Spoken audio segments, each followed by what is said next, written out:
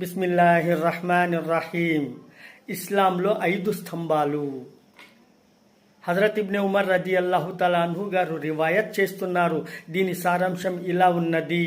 ప్రవక్త ముహమ్మద్ సల్లల్లాహు అలైహి వసల్లం గారు ఇలా ప్రవచించారు. ఇస్లాం 5 స్తంభాల మీద ఆధారపడి ఉన్నది.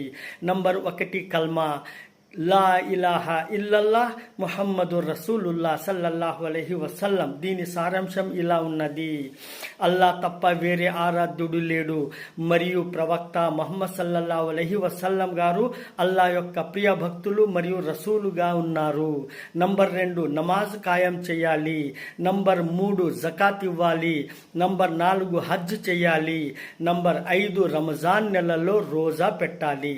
అందుచేత సోదరులారా, మనం కూడా ఈ 5 స్తంభాల మీద అమలు చేస్తూ అల్లాని ప్రసన్నులుగా చేసుకోవాలని